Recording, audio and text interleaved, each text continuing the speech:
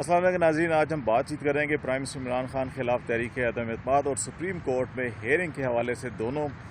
بڑے دلچسپ مراحل میں داخل ہو چکے ہیں۔ نیشنل اسمبلی کا اجلاس منعقد ہو چکا ہے، پہلا اجلاس ہوا۔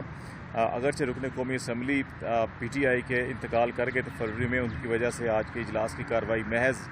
صرف فاتحہ خوانی اور تعزیت تک محدود رہی، اور اس کے بعد نیشنل اسمبلی کے اسپیکر نے اجلاس کی کارروائی 28 مارچ تک جو ہے شام 4 بجے ملتوی کر دی ہے۔ اس پہ اپوزیشن جماعتوں کی طرف سے احتجاج بھی کیا گیا، اور ان کا یہ خیال تھا کہ آج ایٹ لیسٹ جو تحریک عدم اعتماد ہے وہ پیش کرنے کی اجازت ضرور دینی چاہیے تھی، اور اس کے اوپر ڈبیٹ جو ہے وہ پھر اگلے ہفتے کر لیتے، لیکن اسپیکر نے مناسب یہی سمجھا کہ قومی اسمبلی کے اجلاس کی آج کارروائی کو مختصر رکھا اور اس کو ملتوی کر دیا۔ دوسری جانب سپریم کورٹ آف پاکستان میں جو ہیئرنگ ہے صدارتی ریفرنس کی، جس میں سپریم کورٹ آف پاکستان سے 4 سوالات پوچھے گئے ہیں، اور یہ پوچھا گیا ہے کہ 63A 1A یا 1B کے انحراف کی صورت میں رکن قومی اسمبلی کو کس حد تک سزا ہونی چاہیے۔ اٹارنی جنرل آف پاکستان اپنے دلائل آج دوسرے دن بھی انہوں نے جاری رکھے، اور ان کا جو لب لباب تھا وہ یہی تھا کہ کیونکہ ووٹ جو ہے وہ پارٹی کو ملتا ہے اور رکن قومی اسمبلی کی ذاتی انفرادی ووٹ نہیں ہوتا، تو اس لیے اس کو ایک امانت تصور کیا جاتا ہے، اور اس امانت کو اگر مس یوز کیا جائے اور پارٹی ڈسپلن کے خلاف اس کو استعمال کیا جائے یا پارٹی کی حکومت کو گرانے کے لیے استعمال کیا جائے تو پھر یہ امانت میں خیانت ہوگی، اور لہٰذا یہ اگر 62F جو ہے کہ اس کے ساتھ اس کو ملا کے دیکھا جائے تو پھر یہ تاحیات نااہلی بنتی ہے، اور اس سلسلے میں انہوں نے مختلف عدالتی فیصلے اور جو انڈیا کے یا باقی جو کچھ ایگزامپلز بھی کوٹ کی۔ جج صاحبان نے مختلف سوالات بھی اٹھائے، اور اس میں جو مختلف آپشن ان کے ذہن کے اندر ہیں ان کی بھی عکاسی ہوتی ہے۔ یہ بھی سوال اٹھایا گیا کہ کیوں نہ یہ صدارتی ریفرنس واپس ہی بھیج دیا جائے، کہ یہ کام کہیں اگر آئین کی اندر خلا موجود ہے تو یہ پارلیمانی لیڈرز کو اگر بلا کے ان سے رائے لے کر اور پھر آئین میں ترمیم یا قانون میں تبدیلی کی جائے، ریدر دین کہ کورٹ کے اوپر ڈپینڈ کیا جائے۔ لیکن بعض جج صاحبان کی آراء بھی تھیں کہ کیونکہ جو ڈس آنیسٹی ہے یا امانت میں خیانت ہے، اس کو قرآن میں بھی شریعہ میں بھی بڑی سخت سزا رکھی گئی ہے، تو اس حوالے سے ہمیں وہ بھی ملحوظ خاطر رکھنا ہوگا۔ تو اس وقت جو صورتحال ہے وہ تمام کی تمام سپریم کورٹ کے اوپر اور پارلیمنٹ کے اوپر مرکوز ہیں۔ اس وقت تمام سیاسی جماعتوں کی بھی، عوام کی بھی اور ہر طبقہ فکر کی پارلیمنٹ کے اندر جو اگلے آنے والے دنوں میں لائے عمل بظاہر نظر آتا ہے کہ 28 مارچ کو اگر شام 4 بجے تحریک عدم اعتماد باضابطہ طور کے اوپر ایوان میں پیش کر دی جاتی ہے تو پھر اس کے بعد مزید 3 دن تک جو ہے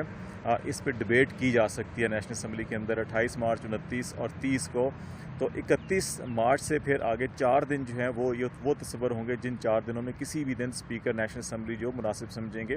ان دنوں میں رائے شماری کروا سکتے ہیں اس عدم اعتماد کی تحریک کے اوپر۔ اور غالبی امکان یہی ہے کہ جو سیچرڈے اور سنڈے ہے اس کو نان ورکنگ ڈے تصور کیا جائے گا، اور اگر کل کا اور اتوار کے دن 2 نکل جاتے ہیں اور اس کے بعد پھر یکم کے بعد اگر ہفتہ اور اتوار آتے ہیں اور ان کو بھی اگر کارروائی نہیں ہوتی تو پھر یہ قوی امکان یہ ہے کہ رائے شماری کی نوبت جو ہے وہ 5 یا 6 اپریل کو ہوگی، اور اس دوران جو حکومت کے منحرف ارکان ہیں اس حوالے سے 26 مارچ کو وہ ڈیڈ لائن ختم ہو رہی ہے جو ان کو نوٹس سرو کیا گیا اور کہا گیا کہ وہ پرائم منسٹر کے سامنے پیش ہوں اور اپنی وضاحت پیش کریں جو انہوں نے پوزیشن لی ہے عدم اعتماد کی تحریک کے حوالے سے، اور سندھ ہاؤس میں جا کر یا اپوزیشن کو جا کے یقین دہانی کرائی اس حوالے سے پوزیشن واضح کریں، اور اگر وہ تسلی بخش جواب نہیں دے سکتے تو پھر پارلیمانی لیڈر جو پرائم منسٹر ہیں اس وقت پی ٹی آئی کے پارلیمانی لیڈر بھی وہی قائد ایوان ہیں، وہ ان کے بارے میں ریفرنس جو ہے وہ ڈکلیریشن جو ہے وہ اسپیکر نیشنل اسمبلی کو بھیج سکتے ہیں، اور اگلے جو 4-5 دن ہوں گے اس میں یہ دیکھنا ہوگا کہ کتنے لوگ پرائم منسٹر کے پاس آتے ہیں واپس ان کو جواب دیتے ہیں اور کتنے نہیں آتے، اور جو نہیں آتے کیا وہ ریزائن دیتے ہیں یا نہیں دیتے۔ تو یہ 2 آپشن ان کے سامنے موجود ہیں کہ منحرف ارکان کے پاس کہ یا تو وہ پرائم منسٹر کے سامنے پیش ہو جائیں یا پھر وہ یہ ہے کہ اپنے ریزگنیشن پیش کر دیں، ادروائز اسپیکر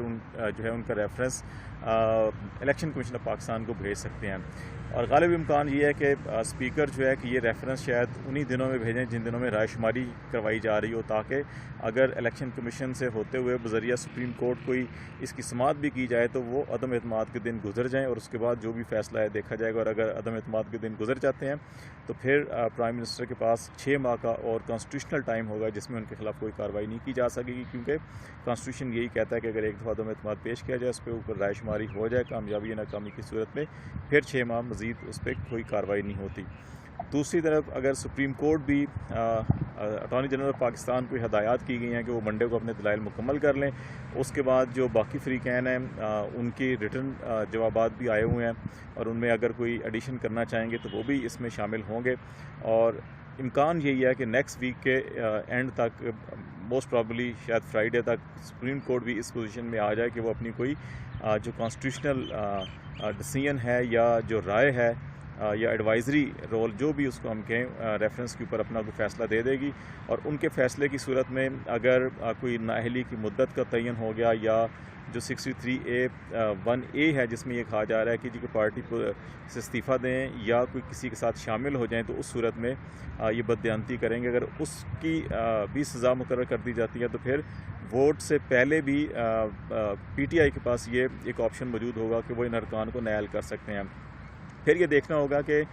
نہل واپسی کتنے ارکان ہوتے ہیں، سیٹیں کتنی خالی ہوتی ہیں، اور اگر 179 کا نمبر اتحادی بما شمول پی ٹی آئی ان کے پاس موجود ہے، اور اگر اس میں سے تقریباً 7 ارکان اگر مس ہوتے ہیں تو پھر یہ حکومت خطرے میں اس صورت میں ہوگی کہ اگرچہ اپوزیشن نے تو اپنا نمبر پورا کرنا ہے، لیکن 7 سے زیادہ اگر ارکان ریزائن کرتے ہیں تو پھر اخلاقی دباؤ بڑھ جائے گا پی ٹی آئی کے اوپر، اور ان کو ضمنی الیکشن میں تمام کی تمام سیٹیں نکالنی پڑیں گی۔ اور اگر لوگ واپس آ جاتے ہیں اور 3 سے 5 لوگ جو ہیں کہ وہ نہیں واپس اگر آتے اور ان کو ریزگنیشن دینا پڑتا ہے یا وہ پارٹی سے فارغ ہوتے ہیں، تو پھر ان پہ ضمنی الیکشن ہو جائے گا، اور پھر پاکستان مسلم لیگ قائد اعظم اور ایم کیو ایم کو بھی واپس لانے میں آسانی ہوگی پی ٹی آئی کے پاس۔ تو ایسی صورت میں یہ حکومت بھی بچ سکتی ہے، اور ضمنی الیکشن میں دوبارہ اپنی سیٹیں اگر وہ نکال لیں تو دوبارہ اپنا نمبر بھی ان کا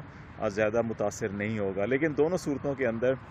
اس وقت ایک مجموعی طور کے اوپر جو رائے پائی جاتی ہے تمام اپوزیشن جماعتوں میں اور حکومتی حلقوں میں بھی، شیخ رشید نے بھی اس کا اظہار کیا کہ اب ہمیں وقت ضائع نہیں کرنا چاہیے، بلکہ ہمیں نئے الیکشن کی تیاری کرنی چاہیے، اور قبل از وقت الیکشن کا آپشن جو ہے اس کے اوپر بھی غور کرنا چاہیے۔ اپوزیشن جماعتیں اگرچہ یہ مطالبہ کر رہی ہیں کہ قبل از وقت الیکشن کروائے جائیں، ملک میں فوری الیکشن کروائے جائیں، لیکن اگر پرائم منسٹر تحریک تمدد سے نکلتے ہیں تو سرائیکی صوبے کی تحریک ہو یا بجٹ ریلیف ہو، اور اس کے ساتھ ساتھ جو مہنگائی کے حوالے سے جو اس وقت فزیکل کشن موجود ہے حکومت کے پاس، اس کو استعمال کرتے کچھ ریلیف پیکیجز اناؤنس کرنے کے بعد ممکن ہے کہ اس سال کے اختتام میں آخری جو اس کی سرمائی ہے اس میں شاید حکومت بھی اس چیز پر غور کرے کہ ایک ون ون سچویشن ساروں کے لیے اگر کریٹ ہوتی ہے تو پھر اس سال کے آخر یا اگلے سال کے شروع میں جنرل الیکشن بھی کروائے جا سکیں۔ لیکن ان تمام چیزوں کا جو ہے وہ جو تعلق ہے وہ بالخصوص سپریم کورٹ کی کارروائی اور اگلے ہفتے اگر جو متوقع فیصلہ ہے اس کے ساتھ منسلک ہوگا، اور اس فیصلے کی روشنی میں ہی پاکستان کی پارلیمانی اور سیاسی تاریخ جو ہے وہ اس کا مستقبل جو ہے وہ وابستہ اور منسلک ہوگا۔